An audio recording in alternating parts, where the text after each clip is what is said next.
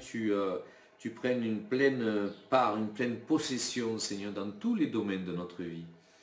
Parce qu'on sait qu'avec toi, Seigneur, on ne sera jamais perdant.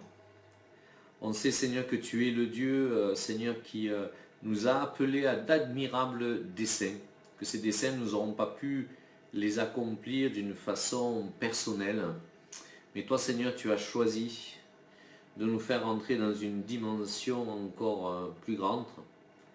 Seigneur, tu as choisi, Seigneur, de purifier, laver nos cœurs. Nous te bénissons pour qui tu es, Père, dans le nom de Jésus-Christ, Papa. J'entre dans le lieu saint. J'entre par le sang de l'agneau. J'entre le lieu très saint. J'entre par le sang de l'agneau. J'entre pour t'adorer, toi seul.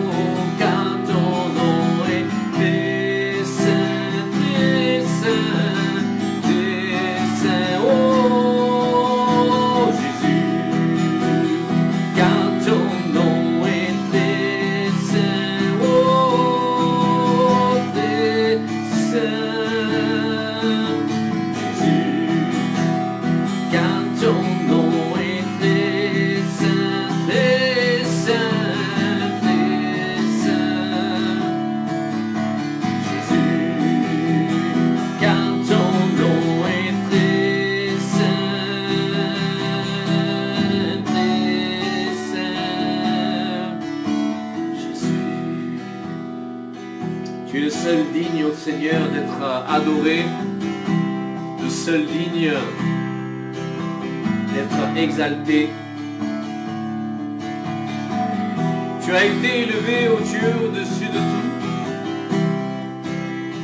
Tout a été remis, Seigneur, et tu es assis sur le trône. Et nous élevons ton nom, nous bénissons ton nom, nous glorifions le nom de celui dont le nom est très saint.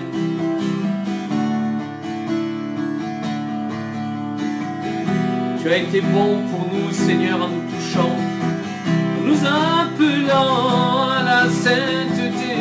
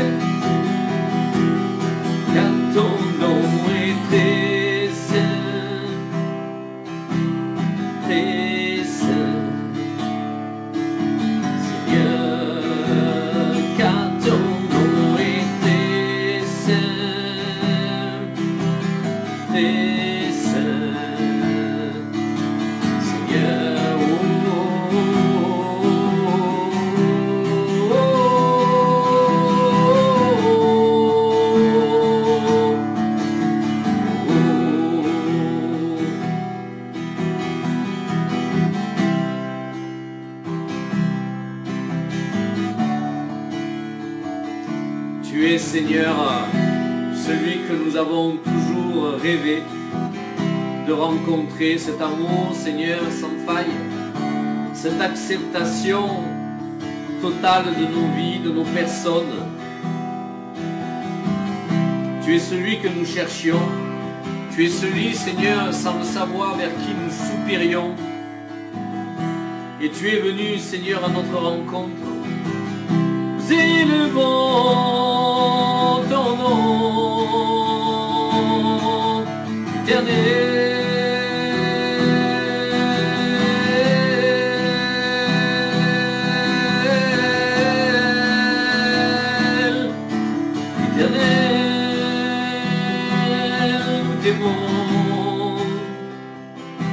Nous t'aimons, t'adorons, nous t'aimons, t'adorons, éternel.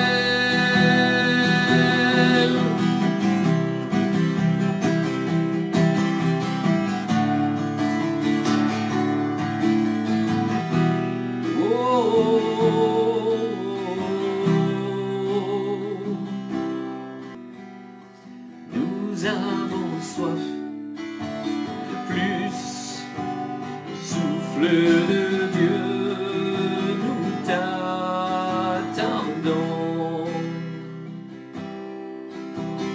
Nous avons soif de plus, Esprit de Dieu, souffle sur nous.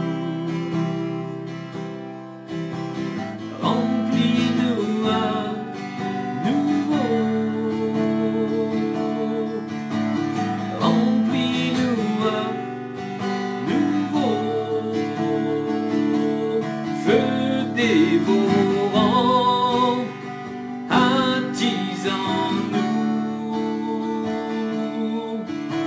La passion pour ton nom, Esprit de Dieu, tombant ce lieu, sois le seul maître, sois le seul maître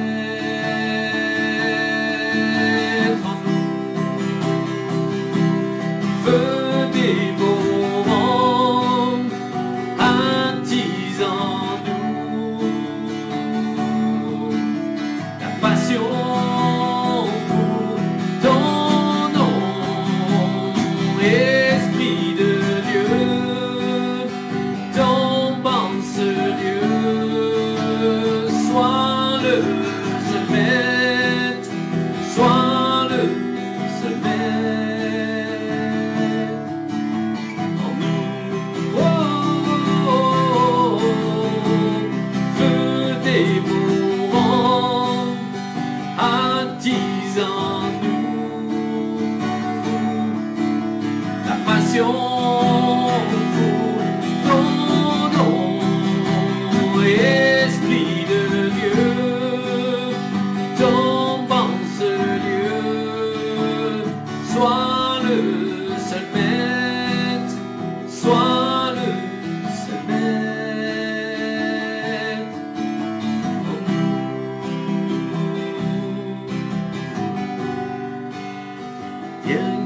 un vent violent, nous revêtir de ta puissance.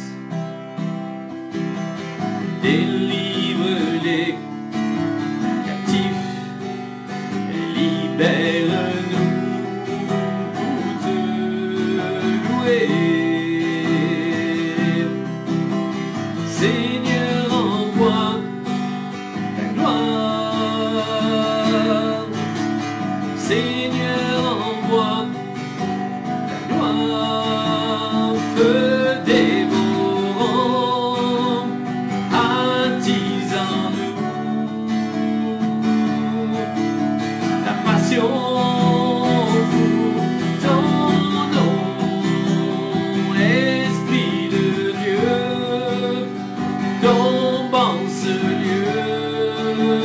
Sois le seul maître, sois le seul maître en nous. Oh, oh, oh, oh,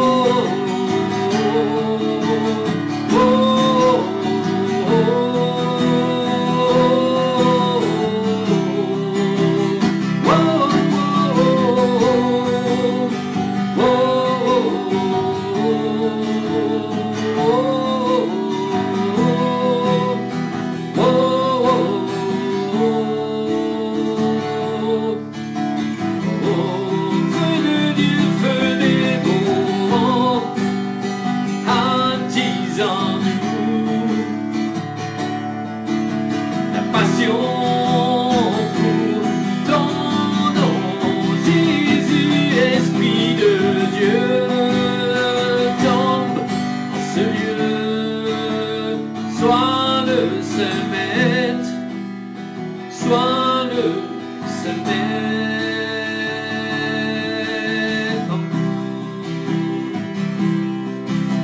Viens comme un feu, ô Éternel, comme une pluie, comme un souffle.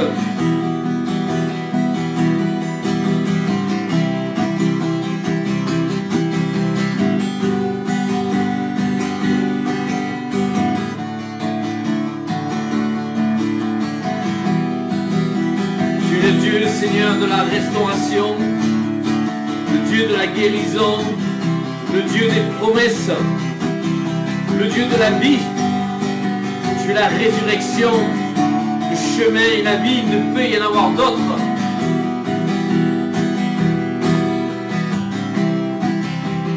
Esprit de Dieu, tombe en ce lieu, sois le seul maître, sois le seul maître.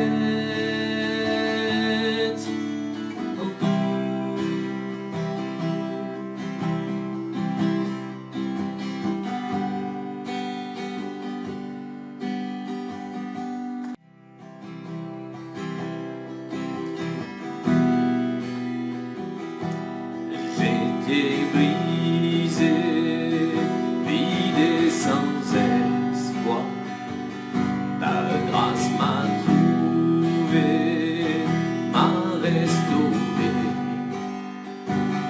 Je n'ai rien à moi, mais tel que je suis, tu me libères.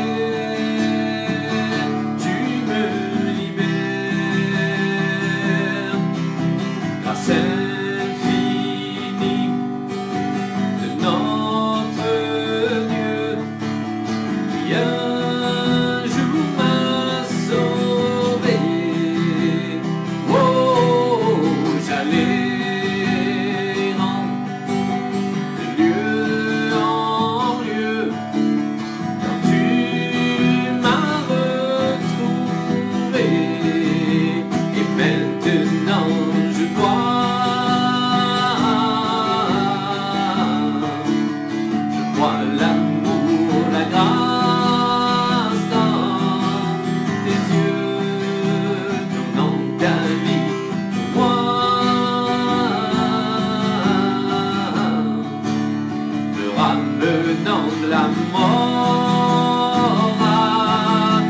la vie, grâce infinie de notre Dieu qui un jour m'a sauvé. Oh, j'allais de lieu en lieu quand tu m'as retrouvé. Et maintenant je vois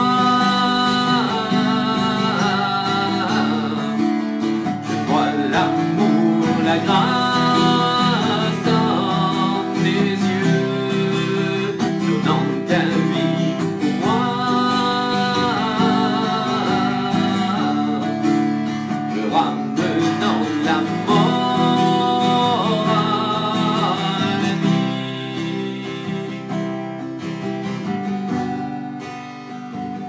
Tu prends nos échecs, tu prends nos faiblesses, tu places ton trésor dans des vases d'argile. Tu prends mon cœur, Père, je veux te servir pour que tout soit ta vie en moi. Grâce infinie de notre Dieu qui un jour m'a sauvé. Oh, j'allais de lieu en lieu quand tu m'as retrouvé. Et maintenant je vois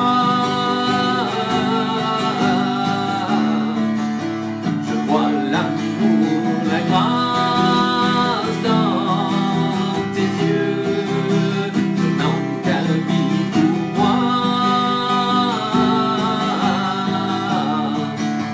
me ramenant la mort à la vie, grâce infinie de notre Dieu. Un jour m'a sauvé. Oh, j'allais de lieu en lieu quand tu m'as retrouvé. Et maintenant je vois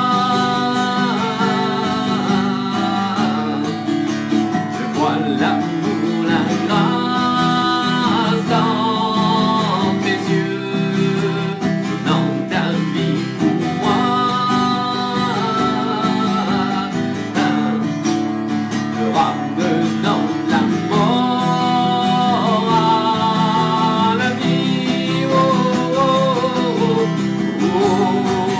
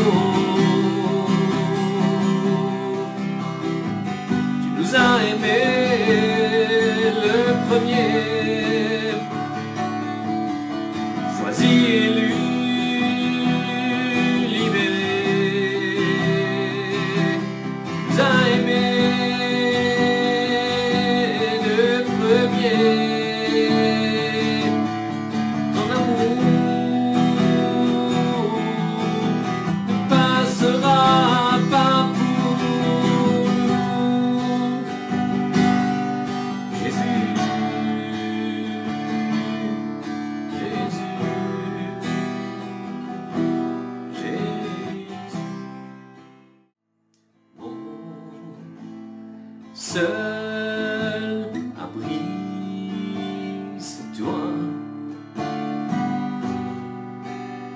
Toujours mon cœur te chantera, car tu me délivres à chaque fois que j'ai peur. Je m'appuie sur toi, je m'appuie sur toi, et dans ma faiblesse, le Seigneur me rend fort.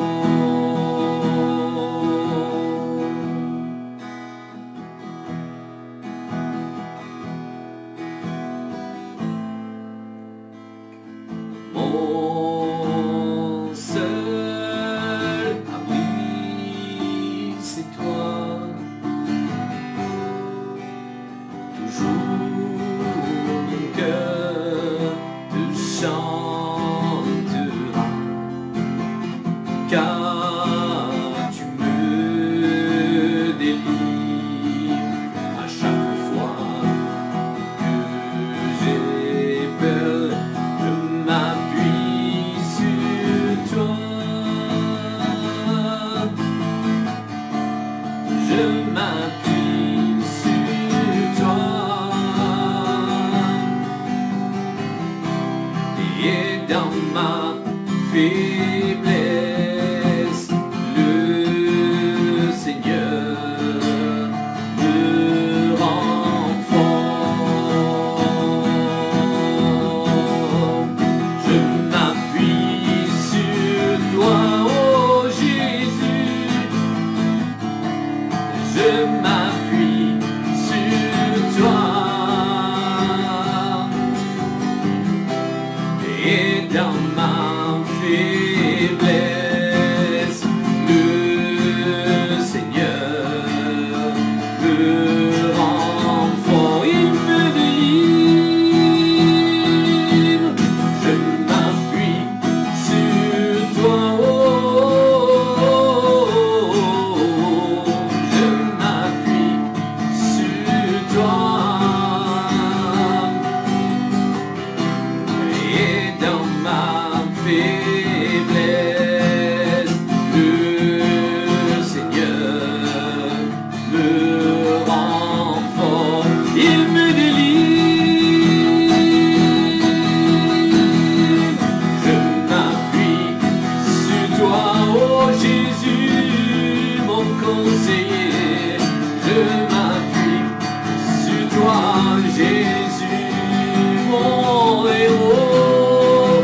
et dans ma faiblesse, le Seigneur me rend fort, il me délivre, je m'appuie sur toi,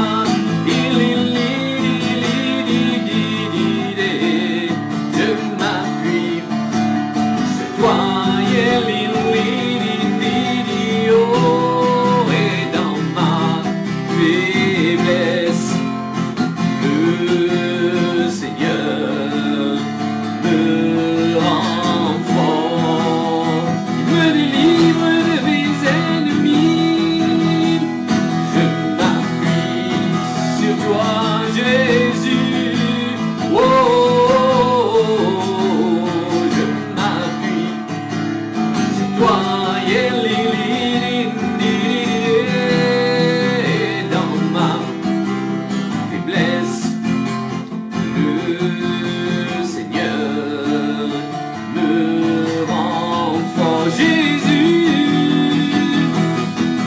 point d'autre.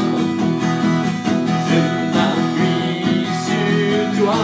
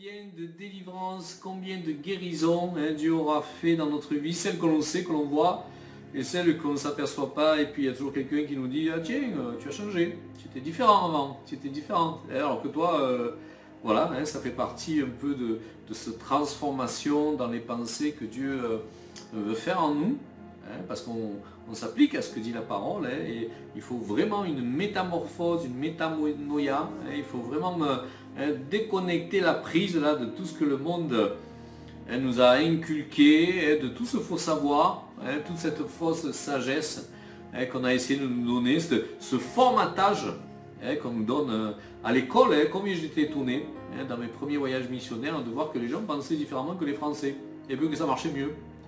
C'est fou comme des fois on a des choses comme ça qui sont inscrites en nous, et que Dieu lui veut ôter. Alors il y a la sagesse du monde, mais il y a la sagesse de Dieu aussi.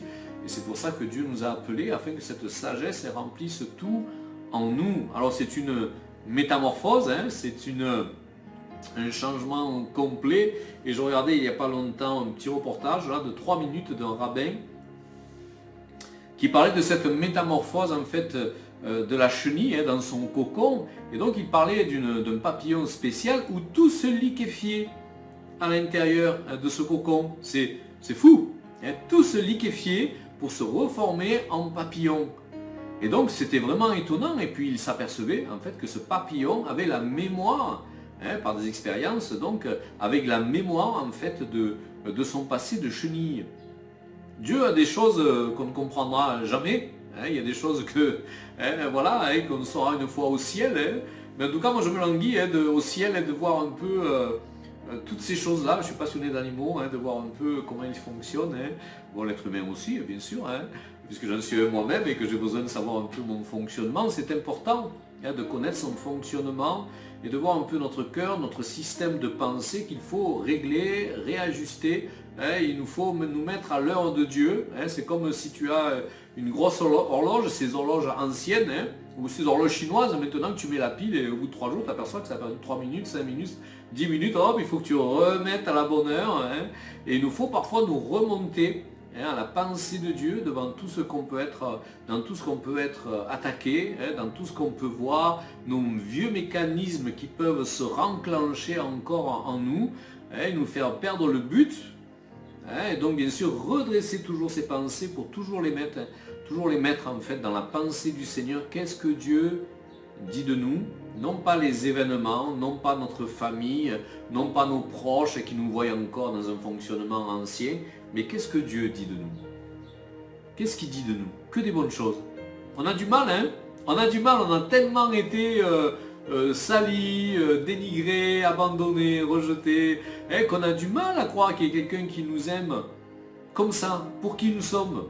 C'est fou, mais c'est le plus beau amour qu'on puisse avoir. On a essayé l'amour des hommes, quand je dis les hommes, c'est les hommes et les femmes, bien sûr. On a essayé beaucoup de choses, ça n'a pas fonctionné. Parce que même ne sont pas aimés, ne se sentent pas aimés. Donc ils ne pouvaient pas donner quelque chose qu'ils n'avaient pas. Et souvent c'est ça. Souvent c'est ça. Et on a besoin vraiment de faire encore toujours plus profondément cette rencontre avec Jésus.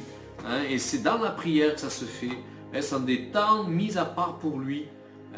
Parfois, moi j'en rencontre, ils veulent le bénéfice de la prière sans la prière. C'est pas possible. C'est pas possible, ça ne marche pas comme ça. Tu ne peux pas dire je suis ami avec telle personne si jamais tu lui parles, si jamais tu as une correspondance avec, si tu ne vas pas le voir, si tu ne passes pas du temps avec. L'amitié avec Dieu, ça se construit, ça s'alimente. Et on a besoin d'alimenter cet amour, que ce soit dans la prière, que ce soit en lisant la Bible, en écoutant des enseignements, dans des temps de silence aussi où Dieu nous parle, dans des songes. Hier soir j'ai prié pour des songes, je n'en ai pas eu. Bon, tant pis, mais combien j'aimerais. Vous avez croyé que ça allait vous dire, ouais, j'ai eu un songe merveilleux, mais non, j'ai pas eu de songe. Mais de temps en temps, Dieu m'en donne. Je ne suis pas quelqu'un qui fait beaucoup de songes, j'aimerais en faire beaucoup plus, avoir des révélations plus profondes, mais ça va venir. Je travaille à ça. Comment je travaille? Je demande. Je demande. Je ne peux pas enseigner des choses que je n'ai pas vécues. Moi, j'y arrive pas. Voilà. D'autres peuvent, c'est des théologiens, il y a beaucoup d'idées qui sont là et qui s'empilent, mais je ne crois pas que ce soit la bonne méthode. Je pense que Dieu veut une relation et qu'à travers cette relation, qu'à travers ce cœur à cœur, en fait, qu'à travers cette onction du Saint-Esprit qui coule au travers de nous, on fait une rencontre personnelle avec Dieu. On peut te dire, quelqu'un t'aime, Dieu t'aime, oui, mais si tu ne l'expérimentes pas, ça reste un amour intellectuel. On va dire un amour platonique quelque part. Un amour où tu n'as pas ce contact divin. Et Dieu a pour nous ce contact, ce cœur à cœur qu'il nous faut rechercher incessamment. Alors parfois je peste, parce que j'ai beaucoup de travail, et je me dis, oh, je pourrais passer beaucoup plus d'heures dans la prière, mais j'aime aussi ce que je fais, donc merci Seigneur, mais en même temps, combien j'aimerais des fois, voilà, tout couper pendant une semaine, même pas ouvrir les volets, rester dans le noir, Dieu et moi, Jésus et moi. Pas être distrait par quoi que ce soit. Moi je vous invite à le faire si vous avez du temps devant vous. Je vous invite vraiment à vous mettre dans une relation d'intimité profonde. Il n'y a que ça qui te sauve et qui te garde. Sinon tu as une bonne théologie, tu as beaucoup d'enseignements, tu empiles les versets bibliques, mais le cœur à cœur. Quand est-ce que ça prend vie en toi? Il faut bien qu'à un moment donné ça prenne vie. Je suis en train de découvrir des évangiles là, en araméen. Wow, mais c'est merveilleux. C'est merveilleux. Alors déjà, il y a du changement entre un évangile ou la Bible, entre le français et l'espagnol, comme j'ai pu l'étudier, ou de l'espagnol après à l'anglais. Déjà, c'est encore des changements de traduction. Mais alors, de l'araméen au grec, comme nous on a reçu ces évangiles-là, alors c'est encore mais une présence d'amour de Dieu. Tout est amour dans l'évangile. Il y a tout qui te saute au visage tellement Dieu est amour. C'est incroyable. Et j'avais jamais vu ça dans l'évangile que je lis, celui qu'on a tous couramment donc dans nos foyers, dans nos maisons, dans nos Bibles. Voilà, alors qu'est-ce que procure cet amour? Qu'est-ce que procure ce contact? Alors j'aimerais justement parler de ça aujourd'hui, plutôt ce qu'il ne procure pas. Hein. Et je voudrais parler d'une mauvaise conseillère. Non, ne regardez pas autour de vous, hein, ne regardez pas la photo qui est accrochée à votre mur, c'est pas la belle-mère, c'est pas la cousine, hein, c'est pas la voisine. Hein, non, d'une mauvaise conseillère qui détermine souvent des mauvais choix, des choix erronés, et qui démontre parfois l'absence de connaissance et de relation avec Dieu. C'est une zone d'ombre que nous avons tous à approfondir, des degrés différents selon notre expérience avec Dieu. Et cette mauvaise conseillère, c'est la peur. Quand tu reçois la peur et que tu vis dans la peur, elle te paralyse. Vraiment, c'est une paralysie qui est là, même au point de vue intellectuel, cérébral. Il y a une peur qui est là, qui te paralyse et tu es incapable de prendre les bonnes décisions, de faire les bons choix. Et souvent, ces choix vont même à l'encontre de Dieu, parce que tu es mu par des émotions blessées, tu es mu par des systèmes de pensée, de protection qui sont encore là, et que tu laisses donc accès dans la situation qui se présente, et souvent tu t'aperçois même que la situation présente, c'est qu'une interprétation d'une blessure passée où il y avait une peur, et donc en fait dans cette interprétation, en fait tu es automatiquement, il y a un bouton déclencheur sur lequel on appuie, et tu rentres dans cette peur. Et tu oublies tout ce qu'on t'a dit, et tu relis après, quelques temps plus tard, ce qu'on t'avait dit, tes messages ou quoi, tu te dis mais pourquoi est-ce que j'ai compris l'inverse? Pourquoi est-ce que j'ai compris le contraire? Parce qu'il y avait un bouton déclencheur qui était là. Donc il nous faut, et souvent il nous faut prendre nos décisions non pas à vif, sous cette peur ou sous une colère que ça peut engendrer, mais bien posément, sans tout cela. Alors cette peur, tous nous l'avons. Dieu travaille à la supprimer, parce que la peur, c'est la foi du diable. La peur, c'est la foi du diable, c'est-à-dire que plus tu as peur, plus le diable va t'utiliser. Et plus il va continuer à te harceler dans cette peur. Pour bien sûr te dévier de la volonté de Dieu. Alors d'où est-ce qu'elle vient cette peur? On va prendre un texte dans Genèse 3, verset 9, un texte qui est très connu et qu'on voit qui est à l'origine de cette peur. Mais l'Éternel Dieu appela l'homme et lui dit, « Où es-tu » Dieu savait parfaitement où est-ce qu'il était. Il répondit, « J'ai entendu ta voix dans le jardin et j'ai eu peur.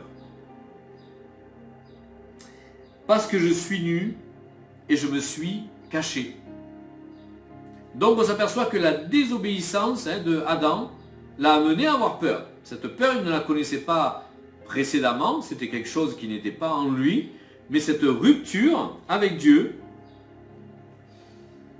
l'a en fait entraîné à vivre ce sentiment de peur et à se cacher. Alors, elle nous entraîne cette peur, donc comme je disais, à nous cacher et à dissimuler notre vraie nature. Il n'avait pas changé par lui-même de qui il était, c'était toujours Adam, une création de Dieu, mais lui se voyait autrement. Et lui avait une peur qui l'a amené à se cacher. Alors on se cachait à cause de cette peur, de nos tendances même, on veut être approuvé des autres, nos tendances inavouables, qui enferment parfois notre identité, car il nous faut être aimable, approuvé, présentable devant les autres, et même devant Dieu. Il nous faut même être présentable devant Dieu, alors que Dieu connaît notre intérieur. Je me souviens une fois, je me suis levé un matin, j'habitais encore donc à Avignon, là, et je me suis dit, tiens, je vais mettre un costume pour aller au culte. Alors moi, vous me connaissez, jamais je mets de costume. Et donc, je me dis, je vais mettre un costume. J'avais envie. Alors je suis allé choisir mon plus beau costume, voilà, je défroissais un peu, je me suis très bien habillé, je suis arrivé donc au culte. Et donc là, il y avait des missionnaires qui étaient de passage. Et donc, ils ont commencé à prêcher sur ceux qui venaient en costume le dimanche, au culte, et qui avaient l'intérieur complètement pourri, rempli de rapines, rempli de comme un tombeau. Wow, je me suis senti concerné. Je vous garantis que là, Gisèle, Seigneur, tu me parles. Et on veut être présentable devant Dieu, mais Dieu, ce qu'il veut, c'est un cœur purifié. Et donc ils ont fait un appel, alors bien sûr je me suis avancé, Seigneur, purifie-moi, tout ce qu'il y a dedans qui n'est pas bon, hein, manque de pardon et tout ça, tu l'enlèves, quoi. Et donc voilà, donc on veut être présentable devant Dieu, mais non pas selon ses hommes, mais présentable devant les hommes. Hein. Alors tu as un joli costume, tu as une grande Bible, hein, tu t'exprimes très très bien, tu cites un verset biblique à chaque parole, hein, à chaque conversation, tu as toujours quelques bons versets bibliques à dire, à donner. On en connaît des comme ça, ou alors pire, mieux, j'allais dire, hein, des phrases en hébreu. Alors là, tu es le summum de la connaissance. Hein. Mais est-ce que ça cache quelque chose devant Dieu? Est-ce que c'est vraiment... ou qu'est-ce que tu as à démontrer? Est-ce qu'il n'y a pas quelque chose à purifier derrière? Peut-être pas, hein, je ne sais pas. Hein. Je ne connais pas tous les cas de ceux qui vont m'écouter. Mais en tout cas, hein, Dieu, lui, tu es présentable devant lui. À cause de Jésus-Christ. Parce qu'il t'a sauvé. Parce qu'il t'a lavé par son sang. Tu es acceptable et tu es présentable. Et tu n'as pas besoin de te cacher. Et souvent, la religiosité fait que on veut nettoyer le bord de la coupe, hein, comme dit Jésus, mais pas l'intérieur. Pour être présentable devant les hommes, mais on ne purifie pas l'intérieur. Et on ne se laisse pas travailler à l'intérieur par le Saint-Esprit.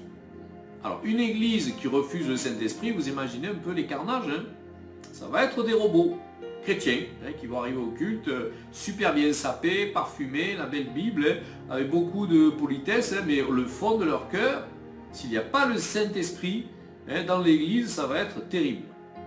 Hein, et en fait, ce que tu transparais, ça doit venir d'une transformation intérieure, d'un contact avec le Saint-Esprit qui fait qu'à l'extérieur, hein, ta vie chrétienne donne envie d'être vécue. C'est complètement différent. Hein, c'est pas un costume, une armure dans laquelle tu te figes hein, pour paraître bien, hein, ça n'a rien à voir avec ça. Hein. Donc il nous faut être aimable, approuvé, présentable, acceptable hein, aux yeux de la société, de la famille, du monde du travail. Hein, donc ça fait des masques. Hein. Ça en fait des masques parce que nous avons peur. Nous avons peur d'être rejetés, de ne pas être acceptés, de rester seuls. Hein, nous avons peur, il y a des peurs qui sont là, au fond de notre cœur, et Dieu veut nous libérer de ces peurs-là. Alors, notre imagination, hein, dans ce domaine, n'est pas notre allié, souvent, et on peut s'apercevoir, j'en parlerai mieux tout à l'heure, hein, qu'elle peut faire des ravages en surenchérissant la situation et ses conséquences. Une peur vient, et là, ça commence, tic, il y a le déclic, hein, le petit verrou s'ouvre là, et tic, tic, tic, tic, tic, tic, tic, et d'une petite peur, on en fait une montagne. Et c'est devenu quelque chose d'immense qui a touché tout un éventail de notre vie, alors qu'au début, c'était juste une petite peur. Donc nous avons besoin hein, vraiment de nous libérer de ces peurs, et le Seigneur est venu pour cela. Hein. Souvent il dit, je suis venu hein, pour que tu aies la vie, je suis venu pour te libérer de toutes tes peurs. Alors bien sûr, nous sommes dans une société qui alimente ces peurs. Allumez la télé, hein, vous allez voir un peu hein, combien c'est alimenté. Et malheureusement, moi j'entends des prédicateurs et ils ne te prêchent pas sur la Bible, ils te prêchent sur la peur que t'ont diffusé ces médias. Hein. Et par la discrimination qui est faite lorsque nous sortons des chemins battus. Combien de concessions dès que tu vas sortir du chemin battu? Il faut penser comme les autres, il faut être acceptable. Je suppose que tous ceux qui ont travaillé ici hein, ont vécu cela. Hein. Bien sûr, tu prends des positions fermes hein, avec le Seigneur. Il faut que tu critiques. Tu dois être mauvais, tu dois écraser les autres pour avoir la première place. Hein. Toute la journée, tu es bombardé par les personnes qui travaillent avec toi au bureau ou dans tes salles de contrôle d'ordinateur, comme moi je l'ai été, hein, où voilà, il te faut être comme les autres. Et ça t'amène à la concession à cause de la peur. Hein, ça t'amène à la concession à cause de la peur, et le diable ne veut surtout pas que tu changes de mentalité et que tu sois noyé dans la masse. Hein, la pensée unique. Hein, mais comme disait l'autre, hein, si tu ne sors pas du moule, hein, tu vas ressembler à une tarte. Donc il nous faut à ce prix sortir du moule du monde hein, si on ne veut pas être une tarte. Hein, si on ne veut pas flamber à 180 degrés hein, pendant 2 heures, afin d'être consommable. D'accord? Donc il nous faut changer de tout cela, parce que tout le sucre que tu vas mettre dessus, ça ne va rien changer. Et puis tu te trouves minable. Quand tu t'aperçois que tu as fait des concessions à cause de tes peurs, et puis à cause de qui? Quand tu regardes la personne ou les personnes à qui tu as voulu plaire, hein, tu te dis, mais Pourquoi j'ai voulu plaire à cette personne? Tu t'aperçois bien qu'il y a un message qui vient derrière la peur. Il y a un message qui est là derrière la peur. Et surtout, tu dois disparaître devant le flot des pensées, du système dans lequel on a voulu te faire submerger. Alors à nous de ne pas cultiver cette peur. Tu peux en avoir, hein. C'est pas interdit d'avoir des peurs. C'est pas un sentiment qui a été inventé par le diable, ça fait partie de ton âme. Hein. Mais tu peux avoir des peurs. Mais est-ce que tu vas cultiver cette peur ou est-ce que tu vas mettre un stop, un frein, en fait, à cette peur et que tu vas faire qu'elle ne vienne pas engendrer en toi des situations encore plus inextricables. Alors, de quoi viennent ces peurs, comment elles arrivent? Souvent c'est la puissance de l'air, un petit démon là qui vient te parler. Et donc il vient te parler, ou alors de notre manque de délivrance. Nous avons besoin encore de délivrance. Et là, le démon de peur, paf, il arrive. Et s'il y a une porte encore spirituelle ouverte, j'ai déjà vu comment procéder les démons, mais j'ai déjà vu des démons sortir de personnes et vouloir venir entrer en moi. Si une porte est ouverte, il rentre. Donc Dieu a ouvert mes yeux spirituels à ce moment-là, mais sinon, s'il y a une porte spirituelle ouverte, ben ça rentre. Et tu es habité par la peur. Alors, il ne faut pas lui laisser prendre place. Et les héros ne sont pas des personnes qui n'ont pas ressenti de peur, mais qui les ont surmontées. C'est très différent. Parce que si tu ne ressens pas la peur, c'est que quelque part, là, ça y est, il y a un fusible qui a grillé. Ça fait partie de la vie humaine. Mais qu'est-ce que tu fais de cette peur? Mais on s'aperçoit qu'ils les ont surmontés en mettant leur espérance et leur conviction comme un moteur pour suppléer à cette peur. On peut retrouver ça dans Hébreux 11, 33, et là bon, je parle pour des gens qui connaissaient Dieu, qui par leur foi vainquirent des royaumes, fermèrent la gueule des lions. S'il n'y a pas une grâce spéciale quand tu te trouves en face des lions, je pense que ça doit te faire drôle quand tu vois l'animal. Donc il y a quelque chose qui est là, il y a un moteur qui est là, et c'est ta conviction, comme disait David, non mais, et c'est un circoncis, ce Goliath là, non, lui, voilà, il n'a pas cédé à la peur, comme l'armée de Saül. Mais lui, il a dit non, moi je vais aller, je vais lui couper la tête, alors qu'il n'avait aucune arme. Il avait déjà prévu de lui couper la tête. Donc qu'est-ce qu'on fait de cette peur? Est-ce qu'on va la nourrir, ou est-ce qu'elle va être un moteur pour aller plus loin? C'est ça qu'il faut savoir. Dire non, et je suis déterminé. Moi je me souviens, j'ai commencé des évangélisations au Salvador. Je parle de ça maintenant il y a un certain temps. J'étais en train de parler avec un pasteur, donc, et d'autres personnes, et ils disent, mais maintenant les gangs rentrent dans les écoles pour recruter. Alors ils rentrent dans l'armée, et ils recrutent toi, voilà. Ils les embarquent, ils les menacent, et si tu ne rentres pas dans le gang, on te flingue sur place, quoi. Et ça se passe, Et j'ai dit quoi? J'ai dit, mais ces gens-là, ils rentrent dans les écoles, ils osent rentrer dans les écoles pour recruter, et nous, en tant que chrétiens, on va rester à l'extérieur, et on ne va pas prêcher l'évangile. Demain, je commence des campagnes. C'est fini. J'aurais pu céder à la peur, dire ouais mais je me confronte à ces gens-là, c'est pas évident. Voilà, c'est des gens qui te décapitent. Moi je connaissais un pasteur qui disait, avant d'être pasteur, je marchais avec un gars, je crois qu'il avait décapité 11 femmes, il me semble. Et un démon qui lui apparaissait tant qu'il n'avait pas décapité la femme, c'est comme ça le Salvador, c'est le pays le plus dangereux du monde. Donc voilà, et donc je dis non, moi j'admets pas ça. J'aurais pu céder à la peur, j'ai dit j'admets pas ça, et on a bien fait, parce que on a formé une équipe, j'ai formé une équipe et on est parti dans les écoles, on a demandé la permission et on a amené au Seigneur 5000 jeunes et adolescents. 5000. 2500 délivrances. Jamais personne n'avait prié pour des délivrances à l'intérieur d'une école publique. J'ai dit quoi? On va prier pour les délivrances, on va pas arriver avec un joli discours et partir comme ça. Mais il y a eu des délivrances incroyables. Les jeunes sentaient des mains d'anges qui se posaient sur eux, qui les guérissaient, qui les touchaient, des repentances qui tombaient entièrement sur une classe. On avait un petit de 12 ans, quand il prêchait, c'était incroyable. Il était avec nous, il faisait toutes les écoles. Et une fois, il y a toute la repentance qui est tombée sur toute la classe et tout le monde a explosé en sanglots. Je dis, waouh, mais si on aurait cédé à la peur. Parce que la peur, c'était aussi de ne pas traverser les territoires, parce que tu te fais tirer à vue. Et nous, on a traversé les territoires peut-être 3-4 fois par jour. Non, moi, tu n'as pas droit à une, parce que tu es accueilli à coups de grenades. Ils ont des grenades qu'ils font eux-mêmes, à coups de revolver et à coups de machette. Donc voilà, ben nous on a dit non, on ne cédera pas à la peur, on va y aller. Maintenant que j'y repense, je dis, ben non, je sais plus si je ferais pareil, si Dieu me le demande, oui. Mais en tout cas, voilà, qu'est-ce que tu fais de cette peur? Est-ce que ça va te révolter pour aller plus loin et passer un cap supérieur? Ou est-ce que tu vas rester dans cette peur, que tu vas nourrir, arroser, parce que le diable, lui, c'est du goutte à goutte. C'est comme comment on appelle ça? Ce que font les Japonais aux prisonniers, c'est torture. Dans le sur un banc, on voyait ça à la Seconde Guerre mondiale, et puis ils font tomber une goutte après l'autre sur le front, tic, tic. Alors d'ailleurs, ils m'ont pas arraché les ongles, ils m'ont pas arraché les dents, mais au bout d'un certain temps, la personne devient folle.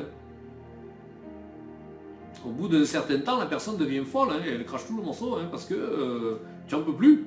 Tu n'attends qu'une chose, c'est que la goutte tombe, quoi, et ta concentration est sur la goutte. Donc voilà, et puis le diable il fait pareil, c'est du goutte à goutte. Il va faire goûter sur toi, peut-être tous les jours un peu plus de peur, tous les jours quelqu'un qui va venir te parler, comme quoi c'est pas normal ce que tu vis, c'est pas normal ce que tu fais, et tac, tac, tac, tac, tac, jusqu'à ce que la coupe soit pleine. Donc restons centrés sur le message de l'évangile qui est un Dieu qui nous délivre de toutes nos peurs. Et comme je le disais, la peur c'est la foi au diable. Le diable il va te paralyser, lui Dieu veut que tu sois un moteur pour ta vie, un moteur pour les autres. C'est différent. Et par la peur, on peut orienter nos décisions en opposition avec la volonté de Dieu. Dieu te dit fais ça, regardez Abraham, lâche tout, tu t'en vas. Il aurait pu dire non mais je m'en vais où? Et à l'époque, si tu n'étais pas une tribu importante, c'est pour ça qu'ils avaient beaucoup de femmes et que c'était permis à l'époque, parce qu'il fallait avoir des enfants pour être une tribu importante et pour pouvoir. Donc en fait, quand les ennemis venaient, tu étais une grande tribu, personne ne venait t'attaquer. Ça se voit encore en Afrique, des personnes avec qui je travaille qui ont 50 enfants. Et toute la région, c'est que des personnes en 50 enfants qui ont fait encore des enfants. Et partout quand tu te promènes en Afrique, moi quand je me promène avec Igor, lui c'est mon cousin, lui c'est mon oncle, lui c'est le truc. Et c'est une famille forte. Et à cette époque-là, c'est ce qui était fait aussi. Tu avais beaucoup d'enfants, personne ne venait t'attaquer parce que tu faisais partie de ce clan qui avait une famille forte. Alors, est-ce qu'on va obéir à Dieu quand tu me dis fais comme ça? Moi j'ai eu, je pensais ne pas avoir peur et le jour où le Seigneur m'a dit tu laisses tout, tu pars aux États-Unis. Je me dis de quoi je vais vivre? Tu te dis, tu lâches tout, t'as pas de sécu, t'as pas de plan de retraite, t'as pas d'argent, tu connais personne et tu arrives là-bas quoi. Tu sais pas de quoi ton lendemain est fait. Voilà, je te dis, tu restes là. Alors, bien sûr, c'est là que tu t'aperçois et toutes les peurs remontent. C'est là que tu t'aperçois que tu as un travail, que tu as un salaire mensuel qui tombe, confortable, tu as voilà, tu as toutes tes petites sécurités par la famille, la maison, que tu t'aperçois pas, c'est inconscient, mais tu as ton frigo toujours plein, et tu arrives là-bas, tu connais personne. Donc tu imagines un peu, c'est là que tu t'aperçois que tu es pétri de peur. Et tu t'aperçois que tes sécurités, c'est pas totalement Jésus. Alors je suis pas contre le fait d'avoir un travail ou une retraite ou quoi que ce soit, je suis pas contre ça. Mais est-ce que c'est notre vraie sécurité, Jésus? Ou est-ce qu'on l'a mis dans des choses matérielles sans s'en apercevoir? Parce que l'être humain, il est tordu, quand tu lis la parole, il te dit qu'on est tordu. Mais on ne s'en aperçoit pas. On ne s'en aperçoit pas. Moi je me dis, tous ces gens qui ont vécu, tous ces chrétiens qui ont vécu la persécution en Syrie et de partout, ils se retrouvent sur la route sans rien. Je me dis, il y a un niveau de foi, où ceux qui se font torturer parce qu'ils ont donné leur cœur à Jésus, il y a quand même un niveau de foi qui est là, que nous, en Europe, nous n'avons pas, parce que nous avons une chrétienté bien établie. Un fondement qui parfois est très humaniste. On est dans Babylone, et Babylone, on se sert de ce que Babylone donne, mais est-ce qu'on a laissé rentrer Babylone en nous, ou est-ce qu'on sait mettre la limite pour profiter de ce que donne le monde, mais en même temps, garder notre foi en Jésus-Christ. Une foi totale. Alors Dieu travaille avec nous dans ses peurs. C'est une bonne nouvelle, non? Et nous avons notre part à faire, bien sûr, en ne suivant ni nos émotions, ni les circonstances. On va voir le psaume 119, verset 43.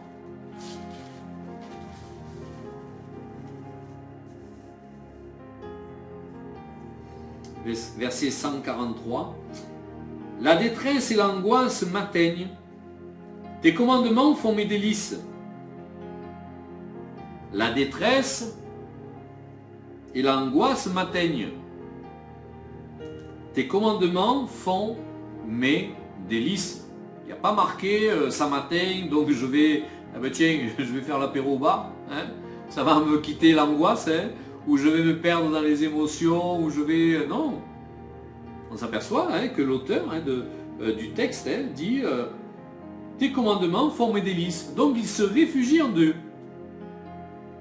Il ne s'éparpille pas émotionnellement. Dans Jérémie 42, 11. Jérémie 42, 11.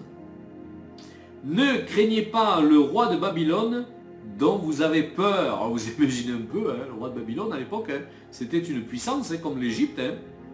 Et donc, qui vient attaquer Jérusalem, et Dieu tranquillement dit, ne craignez pas le roi de Babylone dont vous avez peur. Alors bien sûr, il est Dieu, hein, mais il y a des peurs qui sont légitimes aussi, hein, qui sont là. Hein. Et cette peur peut être compréhensible devant un tel ennemi, mais l'angoisse est telle qu'elle a fait perdre la bataille avant même d'avoir commencé. Et c'est ce qui passe avec la peur. Tu perds la bataille avant même d'avoir commencé quoi que ce soit. Parce que tu es pétrifié, paralysé. Et Dieu ajoute, soyez certains que je suis avec vous pour vous sauver et pour délivrer de sa main. Alors Dieu le dit, oui, il va le faire. Mais quand c'est là et que tu as l'armée devant toi, hein, rappelez-vous d'Élisée, hein, donc le serviteur qui dit, mais Seigneur, regarde, ils sont tous là, quoi. Hein, je crois que c'est les Syriens, oui, c'est les Syriens qui étaient là, et Dieu il dit, Seigneur, ouvre ses yeux, quoi. Et donc à ce moment-là, il voit tous les chars hein, de l'Éternel qui sont là. Il m'est arrivé une fois hein, de voir les chars de l'Éternel. Je vous garantis, vous êtes pétrifiés. Vous ne savez pas si vous êtes pétrifié de terreur ou par tant de beauté, tant de puissance. Hein, c'était en Afrique, hein, sur le terrain de l'association là-bas, et tout le terrain, hein, ces 10 hectares, était couvert d'anges en fait. Et donc je regardais et dans les cieux, je voyais à une hauteur, je sais pas moi, de 10 mètres, peut-être de 20 mètres, je sais pas, mais tous des anges en feu hein, qui se tenaient avec une lance comme ça et des chevaux et des chars en feu. Ils étaient collés les uns sur les autres et tout autour du terrain. Mais moi j'étais muet. Hein. Et tu sais pas s'il faut avoir peur, si tu te dis en même temps, heureusement que je suis de leur côté, je suis pas de l'autre côté, tu restes ébahi quoi. Tu n'as pas de mots. Tu n'as pas de mots. Alors c'est sûr que c'est facile quand tu vois, mais quand tu vois pas. C'est différent, hein, tu es un être humain. Oui, ok Seigneur, tu vas me sauver, mais comment hein. Voilà. Hein. Alors ça m'est arrivé une fois, hein, je m'en viens que ça m'arrive tous les jours, mais ça m'est arrivé qu'une fois.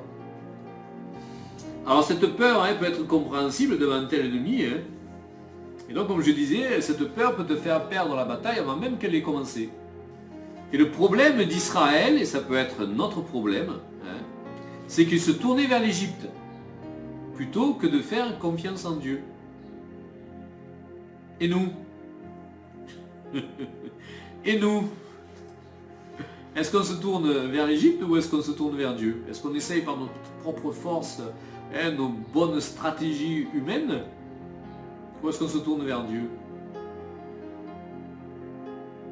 Un jour je fais un songe, j'étais au Salvador, et dans le songe en fait on me kidnappe, c'est monnaie courante là-bas, hein. Et donc je vois la personne qui m'a kidnappé, hein, j'ai une cagoule et je vois un petit trou, hein, et donc je vois la personne qui m'a kidnappé, je suis enfermé dans une maison avec le sol en terre, là, les maisons qu'ils ont là-bas, et donc vers midi, ding, ça me fait tilt, je fais un songe cette nuit. Qu'est-ce que je fais? Je vais au commissariat, je préviens la police, je demande, je déménage en catastrophe pour pas être kidnappé par les gangs. T'as plein de trucs qui te passent par la tête. Hein. J'ai commencé à jeûner. J'ai dit Seigneur, je suis tout petit, tout maigre. Hein. Si toi tu n'interviens pas, là, moi je suis foutu. Donc dès que je vais sortir, on appelle ça une colonie en fait, hein, ben, je vais me faire kidnapper. C'est que des gangs autour. Hein. Je vais me faire kidnapper quoi. Alors qu'est-ce que je fais? Je prie, je jeûne un jour, je prie, je jeûne 2 jours, et le Seigneur me disait non, ils vont te kidnapper. Seigneur, je prie, je jeûne, et je prie, je jeûne 3 jours. Au bout de 3 jours, ça frappe à la porte. La solution de Dieu qui arrive. J'ouvre la porte. Et là, il y avait un enfant qui venait manger avec ses frères et sœurs, souvent, donc il venait taper à la porte, chercher de la nourriture. Je rentre. Il me dit, il faut que tu pries, il faut que tu pries. J'ai dit, qu'est-ce qui t'arrive? Il me dit, ben voilà, cette nuit, il est venu l'anti-gang. Parce que moi, j'avais dit, Seigneur, si tu n'envoies pas l'anti-gang pour balayer toute la région, là, Si on voit pas l'armée, bon ben, moi je me fais ramener tout cru quoi. En plus ils vont vouloir une rançon, qui va payer une rançon pour moi? Personne n'aurait payé une rançon pour moi. Donc, donc je dis Seigneur, comment est-ce que je fais? Et ça frappe. Et donc il arrive ce jeune là, qui me dit ça, il me dit mais cette nuit il est venu, la police à la maison, ils ont défoncé la porte, alors ils avaient un appartement peut-être de 20 mètres carrés, ils étaient 15 dedans. Voilà, c'est comme ça que ça se passe là-bas. Et donc ils ont entré, ils ont pris mon frère, son frère faisait partie d'un gang, et nous on a couru après en disant non, ne le tuez pas, ne le tuez pas, ne le tuez pas, parce que là-bas c'est plus facile de tuer quelqu'un que de faire un procès. Donc ils mettent le jeune dans un fossé, ils y mettent une balle et puis c'est fini. Personne ne fera d'enquête. Donc ils l'ont suivi et il me dit quand on est arrivé dans la rue principale, alors c'est les rues salvadoriennes, en terre, il y a des vaches, il y a des poules, il y a des moutons, il y a tout ce que tu veux quoi. Voilà, c'est les gangs se battent pour leur territoire, c'est leur territoire.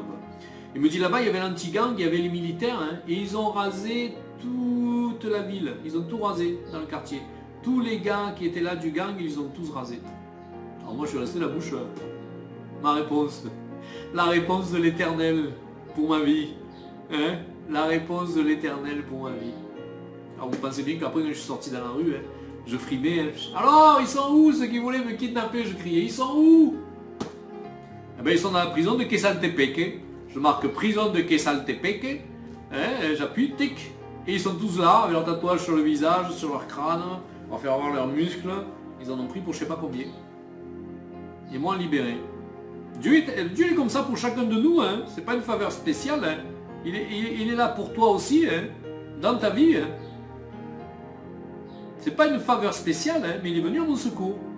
Il n'a pas dit, voilà, je secourais les Français, ça. Non. Il est notre secours. Donc il faut avoir confiance en Dieu. Alors ces expériences, bien sûr, enrichissent ta foi en Dieu. Elles enrichissent. Donc il nous faut vivre aussi des expériences qui vont dire, c'est pas qu'intellectuel. Alors, comme je disais, le problème d'Israël, c'est qu'il se tournait vers l'Égypte plutôt que de faire confiance en Dieu. Ça c'est le verset 15 du même chapitre. Alors parfois on accepte une situation équivoque. Alors je ne dis pas que ça aurait été mauvais que j'appelle la police, mais est-ce que j'aurais prié? Est-ce que ça aurait été la solution de Dieu? J'ai voulu passer par Dieu avant. Alors Platon disait une chose. J'ai très bien connu Platon, j'étais à l'école avec lui, je ne fais pas mon âge. Donc Platon disait quelque chose. Un enfant est excusable de craindre l'obscurité. Ce qui est tragique, c'est l'homme qui craint la lumière. Quand on ne veut pas passer par Dieu, par sa lumière, et qu'on va rester un enfant en disant je suis chrétien et je vais rester dans l'obscurité, j'ai ma solution qui est là. Et parfois nos solutions ce ne sont pas celles de Dieu. Et quand on craint la lumière, c'est qu'il y a des ténèbres en nous que nous voulons garder. Il y a le spot de Dieu. Et je crois que toute notre vie, de temps en temps, le Seigneur met un coup de spot là, il fait voir il y a quelque chose qui est là, que voilà, je veux te débarrasser de ça, donc laisse-moi faire. Et combien, devant la peur des ténèbres, combien de chrétiens s'en vont des églises? Parce qu'ils refusent d'être repris, ils ont tout compris sur tout. D'ailleurs, moi je me demande pourquoi c'est pas eux le responsable d'église. On s'aperçoit que ça fait des chrétiens errants, et tu peux rien leur dire. Parce que dès que tu vas mettre le doigt sur un problème, ils vont partir. Et tu te demandes pourquoi Dieu ne les met pas en place, finalement, puisqu'ils ont tout compris sur tout. Il y a des questions à se poser parfois. Il faut voir qu'il y a quelque chose qui est là et qu'ils ne veulent pas laisser éclairer par Dieu. Dans Proverbe 10, 24, ce que redoute le méchant, c'est ce qui lui arrive. Et ce que désirent les justes leur est accordé. C'est beau, Ce que redoutent les méchants, c'est ce qui lui arrive, et ce que désirent les justes leur est accordé. Proverbe 12, 21, aucun malheur n'arrive aux justes, mais les méchants sont accablés de maux. Refus de la lumière. Quand on parle des méchants, c'est refus de la lumière. Tu passes sans la volonté de Dieu. Tu fais ta petite vie. Tu es chrétien, mais pas trop. Juste ce qu'il faut. Quand j'allais prêcher dans les églises, tous les ans je rentrais, on m'invitait dans les églises et tout. Et moi, les jeunes venaient me voir, ils me disaient, mais nous, on va partir avec toi au Salvador. On veut vivre des choses, on veut prêcher l'évangile au milieu de ce pays. Les parents venaient me voir, me disaient, non, mais ça va pas, non. Tu laisses mon fils. Je dis, moi, je demande rien, c'est eux qui viennent me voir. Je dis, mais si je comprends bien, tu veux que ton fils soit chrétien juste pour être sauvé. Juste pour être sauvé, pour pas aller en enfer, mais surtout qu'il ne s'implique pas avec Dieu, quoi. C'est ça que tu veux. Peur de la lumière. C'est mon fils. Non, mais c'est pas ton fils. Dieu te l'a prêté pour que tu l'éduques. Hein. Mais Dieu veut faire plus avec que toi, peut-être, ce que tu n'as pas fait. Hein, donc il nous faut remettre les choses dans l'ordre. Alors les peurs sont souvent des portes d'entrée à des esprits. Hein, c'est pas parce que la porte de la fenêtre, la porte claque d'un coup chez toi que tu as eu peur, ça y est, jeune démon. Non, pas ça. Hein. Je parle d'une peur que tu entretiens et que tu ne veux pas l'être libéré. Et elles peuvent amener même de véritables phobies chez les gens. Hein, après un traumatisme, quelque chose d'important, vous avez que prendre par exemple l'hypocondrie. Ces personnes qui ont peur d'être malades et qui sont tout le temps sous cachet. Tous les mois ils vont au docteur pour des cachets parce qu'elles ont peur d'être malades. Donc avant d'être malade, tu fais ton armure de médicaments pour surtout ne pas être malade. Alors je parle bien sûr des peurs irraisonnées, peur du sida, peur du cancer, et tu vis dans une peur. Et ça donne l'ouverture à un démon. Alors je ne veux pas dire par là que tu dois rentrer dans tous les excès en disant moi de toute façon j'ai pas peur. Donc je suis avec Dieu, non pas ça, moi j'ai une vie, j'essaie d'avoir une vie saine, dans la nourriture, j'essaie de faire un peu d'exercice pour mon corps, voilà, c'est pas ça que je dis, mais je dis que du moment que tu te catalyses sur une peur, tu ouvres une porte. Tu ouvres une porte. Et puis souvent, ces peurs sont rentrées, cette hypocondrie est rentrée parce que tu as perdu un proche, tu n'as pas fait le deuil, il est mort d'un cancer, il est mort d'une maladie, tu dis, à mon tour, plus tard. Donc tu t'emmures derrière tout cela. Alors tout à l'heure, je parlais de mon imagination, et on va voir un passage dans Jean 6, 19. Cette imagination, parfois, nous font voir et reflète nos zones d'insécurité vis-à-vis de Dieu. Ils sont au service de la peur et nous projettent vers un danger souvent inexistant. Le danger n'existe pas, mais la peur est là, elle vient. Et alors elle te fait faire des montagnes, quoi. Moi ça m'est déjà arrivé 1000 fois. Mais on va voir dans Jean 6, 19. Après avoir ramé environ 25 ou 30 stades, ils virent Jésus marchant sur la mer et s'approchant de la barque. Et ils eurent peur. Alors c'est impressionnant. C'est ce même Jésus qu'ils connaissent depuis X temps. Ils ont vu faire des miracles, ressusciter des morts. Il a une sagesse, il prêche des choses qui n'ont jamais été entendues. Et là, ils le voient y arriver donc, sur la mer et ils ont peur. Et donc le mécanisme se met en place. Et pourtant, il n'y avait aucune raison d'avoir peur. Et parfois, nous sommes pareils, nous avons un mécanisme qui se met en place, notre imagination qui commence donc à rentrer en fonction, et il n'y a aucune raison d'avoir peur. Et là, c'est ce qui se passe en fait pour les apôtres. Ils ont peur de Jésus parce qu'ils ne reconnaissent pas Jésus. Alors, parfois, bien sûr, le danger est bien naturel. On va voir dans Acte 18, au verset 6, et ensuite au verset 9 et 10. Mais voici que Dieu vient à notre secours dans ses peurs. Alors, Acte 18, verset 6. Les Juifs faisant alors de l'opposition et se livrant à des injures, Paul secoua ses vêtements et leur dit que votre sang retombe sur vous, sur votre tête, pardon. J'en suis pur, dès maintenant j'irai vers les païens. Donc on s'aperçoit que les Juifs faisaient de l'opposition et plusieurs fois il a risqué sa vie pour prêcher l'évangile. Et donc lui, Paul, il dit écoute, je m'en vais. Voilà, je vous laisse tel que vous êtes. Moi, je suis libre de votre sang. Et puis on s'aperçoit que dans le verset 9 et 10, le Seigneur dit à Paul en vision pendant la nuit, ne crains point, mais parle et ne te tais point. car je suis avec toi et personne ne mettra la main sur toi pour te faire du mal. Parle, car j'ai un peuple nombreux dans cette ville. Donc on s'aperçoit que Dieu lui dit, ne crains point. Donc Dieu avait perçu cette crainte qui était là, et elle était justifiée. Mais Dieu est venu l'aider dans cette crainte. Dieu est venu le secourir. Il n'a pas condamné Paul, mais il est venu apporter cette aide à Paul devant la crainte qui était là et devant l'oppression, devant les gens qui en voulaient à sa vie. Et donc Paul est dans la crainte.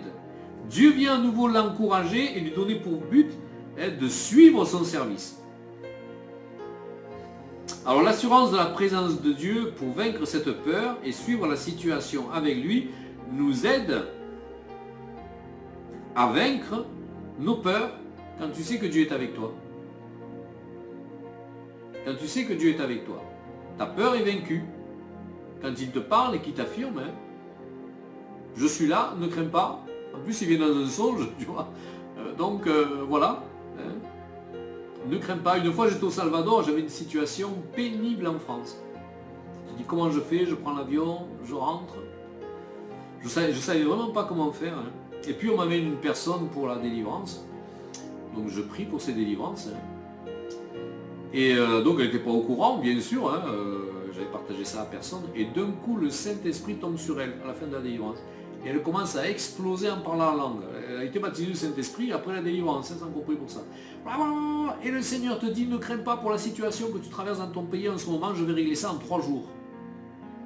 Moi j'avais des huissiers, ils me disaient entre 6 mois et 3 ans. Si tout va bien. Et donc le Saint-Esprit tombe sur elle et dit, dans 3 jours tout ça se sera réglé. Elle est au courant de rien. 3 jours après c'était réglé.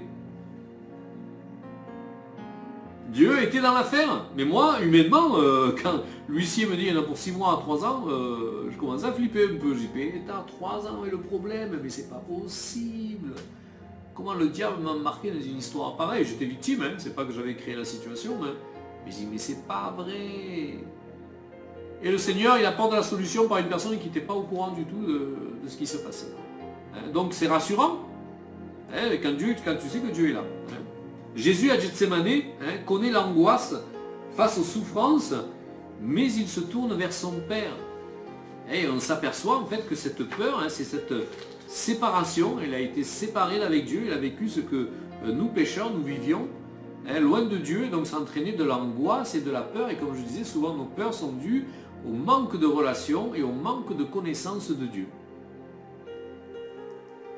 Mais on dira que même quand il est dans cet état, il ne se tourne pas vers l'Égypte. Il ne commence pas à insulter les gens, à dire tu vas voir toi le Romain là, je vais descendre dans les maisons, demain ou après-demain, ça sera fini. Non, il se tourne vers le Père. Il reconnaît que le Père existe, même dans les pires souffrances. Alors on va voir un autre texte. Dans Luc 5, la pêche miraculeuse, une autre peur que Dieu tourne à son avantage. Dans le verset 8. Simon-Pierre tomba à genoux. On se souvient de l'histoire, donc ils sont partis pêcher, ils ont pêché toute la nuit. Et donc absolument rien. Ils n'ont rien pêché, et puis ils arrivent sur la côte, et là il y a Jésus qui est là. Donc il prêche l'évangile. Simon-Pierre tomba à genoux au genou de Jésus et dit, Seigneur, retire-toi de moi, parce que je suis un homme pécheur. Car l'épouvante l'avait saisi, et tous ceux qui étaient avec lui à cause de la pêche qu'il avait faite.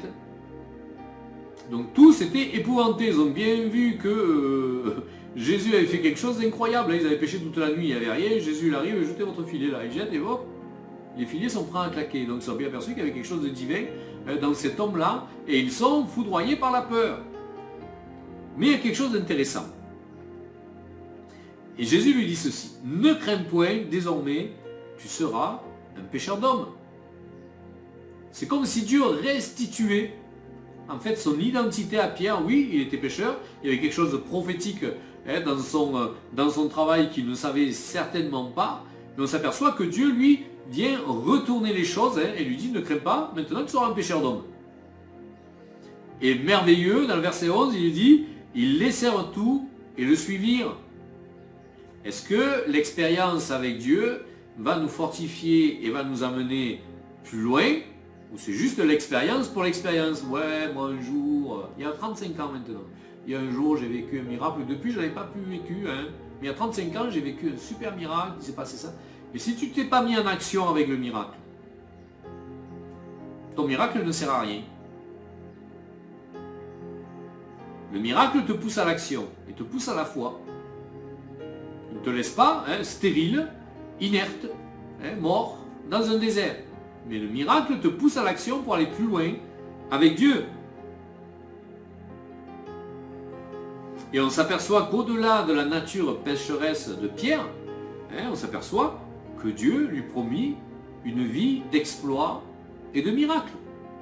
Il n'a pas dit, bon, t'es pécheur, ok, tu es quand même un cas grave, donc tu vas rester là encore des années, puis on verra bien, si en passant un jour je te revois, je t'appelle avec moi. Non. Dieu est venu le choisir, et même qu'il soit dans une condition de pécheur où à ce moment-là, Pierre, bien sûr, il a une conviction de péché devant sa salissure et devant cet homme qui est devant lui et qui fait ce miracle-là, qui n'a jamais été vu auparavant. Mais Dieu, lui, l'appelle et ne condamne pas son péché. Il dit, je vais faire quelque chose de bon avec toi. Et ça doit être pareil pour nous. On ne doit pas rester dans nos peurs, mais on doit voir vraiment l'action du Seigneur Jésus au travers de cela et où est-ce qu'il veut nous mener plus loin encore. Et comme je disais, la prière et la relation avec Dieu, c'est le seul vaccin à nos peurs. Je ne fais pas d'allusion à quoi que ce soit. Bon, peut-être un peu. Mais en tout cas, la prière et la relation avec Dieu, c'est le seul vaccin à nos peurs. Comment est-ce que nous allons nous en sortir avec tout ce que on nous présente, on nous dit, qui vont à l'encontre de nos convictions personnelles, de nos désirs personnels? Comment est-ce qu'on va faire? Est-ce qu'on a peur? Est-ce qu'on tremble? Quelle est la solution de Dieu dans tout ça? 1 Pierre 5, 7. Déchargez-vous sur Dieu de tous vos soucis, car lui-même prend soin de vous. En gros, il y a Dieu qui prend soin de toi, le créateur du ciel, de la terre, de l'univers, de toutes les choses visibles et invisibles. Il prend soin de toi. C'est beau, hein? C'est beau, hein? Alors, laisse-t-on ce verset prendre corps en nous? Nous sortons-nous de la prière, léger, apaisé, ou alors avec un poids. Combien de fois je prie pour ça, et puis tu vois la personne, il y a un fardeau sur ses épaules. Non mais change ta prière. Si tu crois vraiment que Dieu t'écoute, et si tu crois vraiment qu'il va agir dans la situation, pourquoi tu es encore angoissé, et pourquoi tu es dans la peur? Question, on peut se la poser, légitimement. Pourquoi est-ce que tu vis dans la peur? Puisque tu as dit à Dieu, occupe-toi de la situation. Laissons faire Dieu, lâchons prise, lâchons le contrôle. Lâchons le contrôle. Le psaume 118, 5. Du sein de la détresse, j'ai invoqué l'Éternel. L'Éternel m'a exaucé, il m'a mis au large. C'est beau, hein? Psaume 118, 5. Du sein de la détresse, j'ai invoqué l'Éternel. L'Éternel m'a exaucé, il m'a mis au large. Une autre version dira, l'Éternel ne m'a pas exaucé et finalement j'ai fini au fond du puits. Est-ce que vous avez déjà lu un truc pareil dans la Bible? Non, jamais. Il n'y a aucune version comme ça. Même les plus mauvaises qu'on a pu hériter, il n'y a pas de version comme ça. Dans la détresse, ils crièrent à l'Éternel et il les délivra de leur angoisse. Dans leur détresse, ils crièrent à l'Éternel et il les délivra de leur angoisse. Alors, psaume 106, alors, cette phrase est dans le psaume 106, verset 44. Le psaume 107, verset 6. Le psaume 107, verset 13. Le psaume 107, verset 19. Au cas où nous n'aurions pas compris. Au cas où nous serions durs d'entendement. Voilà. Dans leur détresse, ils crièrent à l'Éternel et il les délivra de leur angoisse. Des fois, il faut rabâcher les choses. Alors, Peur dans des événements présents. Où est-ce que nous mettons notre foi sur toutes les... excusez-moi l'expression, le dégueulis d'informations qu'on nous verse chaque jour. Ce qu'on veut nous faire croire quant à un pays, quant à un autre, quant à un président, à un autre. Le fait est que bien sûr la bonne décision c'est la France qui la tient. Voilà. Quelle est notre foi? Est-ce qu'on la fonde sur ces chaînes télé? Est-ce que, comme je l'entends dans les nouveaux prédicateurs, tous les prédicateurs, là, moi je me dis, il n'y a pas beaucoup de différence parfois entre eux et BFM TV. Parce qu'on puise en fait, on traduit les versets bibliques par rapport à ce que nous présente la télévision. Est-ce qu'on se laisse transformer par l'intelligence ou est-ce qu'on se laisse transformer notre intelligence par Dieu ou alors par ce que nous disent les informations? Sur Luc 21-28 par exemple. Quand ces choses commenceront à arriver, redressez-vous et levez vos têtes parce que votre délivrance approche. Quand ces choses commenceront à arriver, redressez-vous et levez vos têtes parce que votre délivrance approche. Alors, on nous dit oui, la Russie est rentrée en guerre. Donc c'est la fin des temps. La fin des temps, elle a commencé au baptême du Saint-Esprit.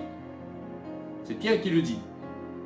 Et puis quand on regarde toutes les guerres, la guerre a fait à peu près une dizaine de guerres depuis 40 ans, 50 ans, elle a fait une dizaine de guerres. Donc pourquoi celle-là serait... Non, et parfois il faut analyser, il ne faut pas avaler tout ce qu'on nous broie, même dans les prédications. Parfois, là aussi c'est pas la première fois qu'elle rentre en guerre, d'une façon directe ou indirecte.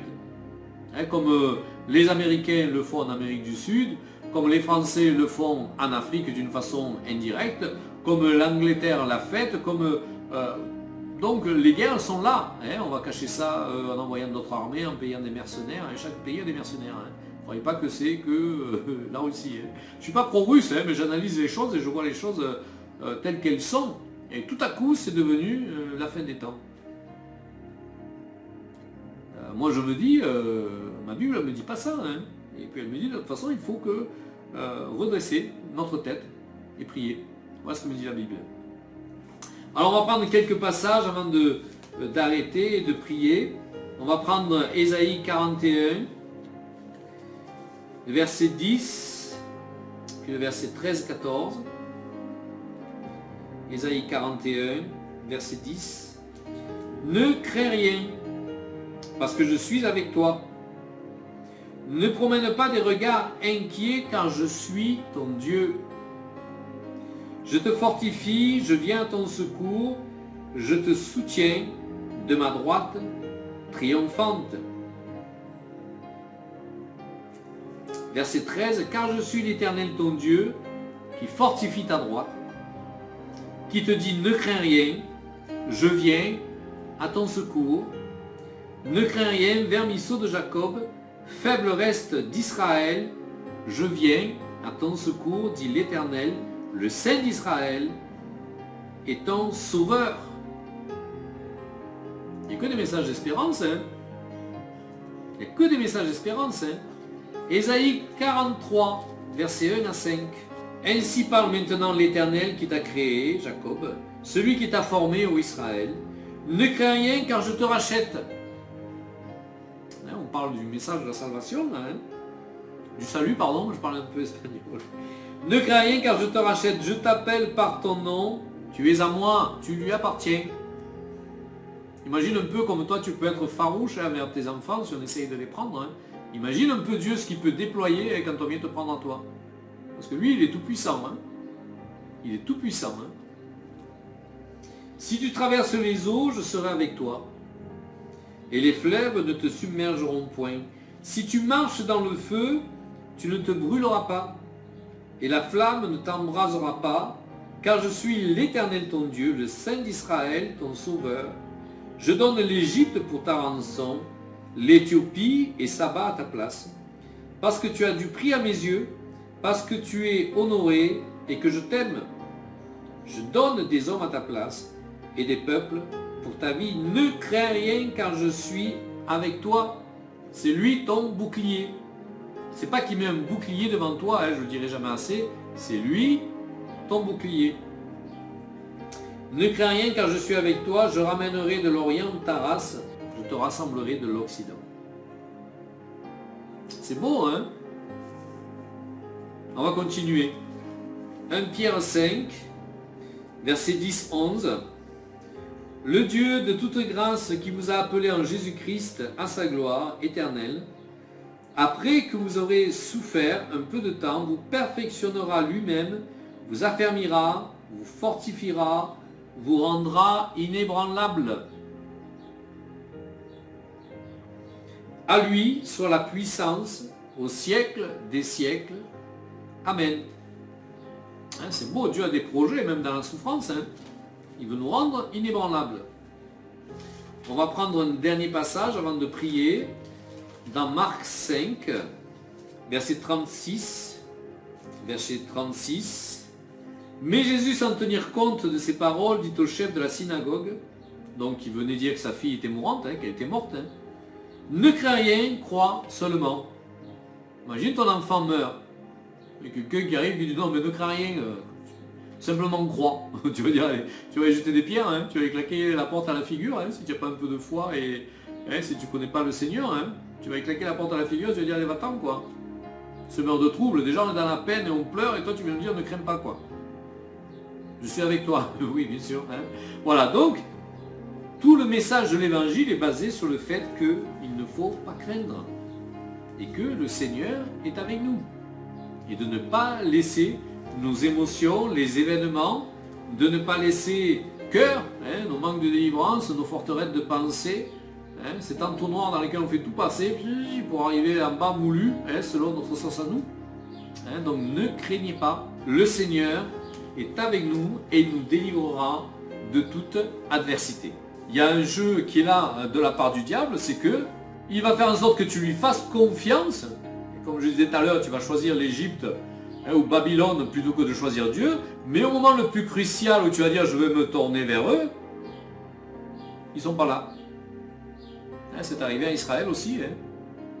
Ils attendaient l'Égypte qui venait les sauver, mais l'Égypte n'est jamais venue. Alors que Dieu tendait les mains et tendait les bras en disant confie-toi à moi. Et donc en toute chose il nous faut hein, nous confier en l'Éternel. Il utilisera qui il veut, comme il veut, mais il va le faire selon ses plans à lui. Selon ses plans à lui. Alors on va prendre un temps de prière. Peut-être qu'il nous faut confesser ses peurs hein, devant tous les événements que l'on peut traverser dans nos vies, que ce soit des événements personnels, que ce soit des événements au travers de l'actualité, ce qu'on nous présente, sur tout ce qui est là, hein, par rapport à la maladie, par rapport à des projets de loi hein, qui sont là. Alors ne pas avoir peur, ça ne veut pas dire être inconscient. Hein, tu ne fumes pas 3 joints en disant tout plane, tout est rose. Hein, non, il faut voir les choses en face. Hein, il y a des choses qui ne sont pas belles à voir. Hein, mais Dieu te dit, lui, n'aie pas peur. Je vais te délivrer de la main de tes ennemis.